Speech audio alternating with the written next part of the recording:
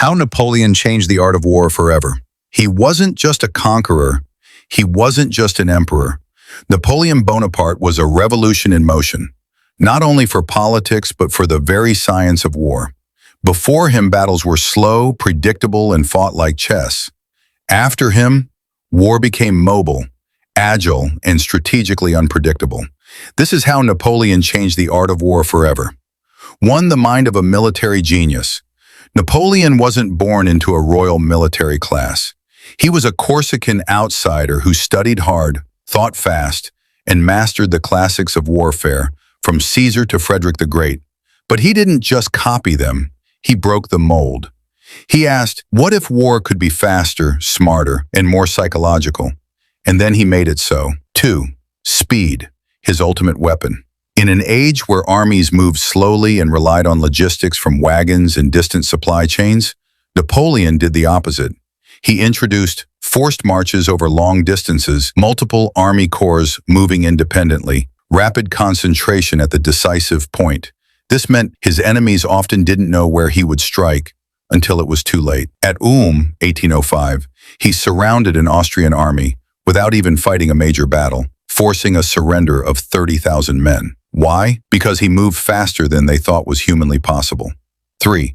The corps system, a revolutionary structure. Napoleon didn't keep his forces clumped together like old European armies. He reorganized them into corps d'armée, independent units with their own infantry, cavalry, artillery, and command structure, could operate alone or combined for major battles. Flexible, adaptive, and mobile. This system allowed for faster deployment, simultaneous attacks, surprise maneuvers like encirclements. Modern armies still use versions of this core system today. 4. Shock and awe, the power of artillery. Napoleon loved artillery, and he used it like no one before him. He massed cannons for concentrated firepower, positioned them for maximum psychological and physical effect, used mobility to reposition during battle. At Austerlitz, his artillery not only softened up enemy lines, it created panic, which he then exploited with infantry and cavalry. He turned artillery into more than a tool. It became a signature tactic. 5. Decisive battles, no more waiting. Before Napoleon, many generals avoided direct confrontation. They preferred sieges, small skirmishes, and seasonal campaigns. Napoleon flipped that. The objective is to destroy the enemy's army, not just to take land. He fought aggressively, boldly, to end wars quickly. Battles like Marengo, Jena-Auerstedt, Wagram were fought with the clear goal: annihilate the enemy's ability to fight back.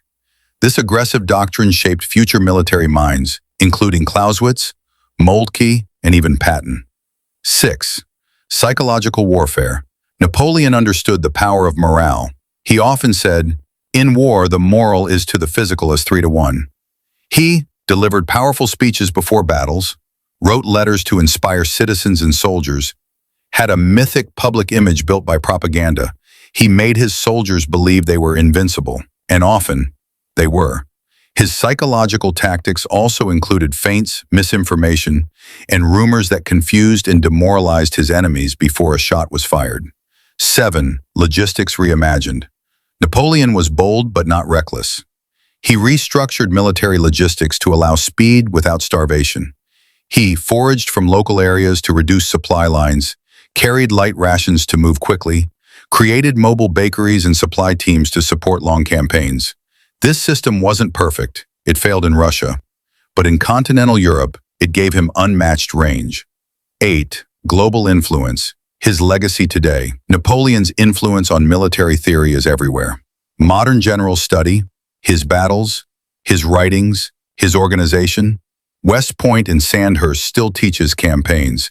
Even in World War I and II, his principles, mobility, concentration of force, and morale advantage were core strategies. And today's military doctrines in the US, Russia, China, and NATO use derivatives of his core system and rapid strike doctrine. 9. The DNA of modern warfare. Let's summarize Napoleon's permanent contributions to military science.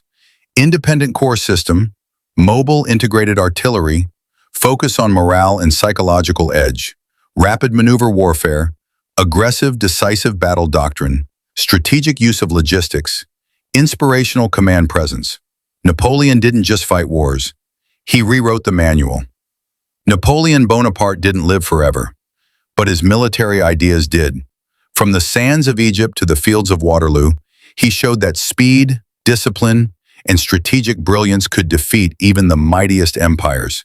He changed how nations fought and how generals thought. He may have lost his crown, but he won a place in military history that no one has ever dethroned. Was Napoleon a genius or just a lucky gambler? Comment below and let us know. Like this video if you learned something new. Subscribe for more history stories that go beyond the classroom. Because history isn't dead, it's alive with power, strategy, and revolution.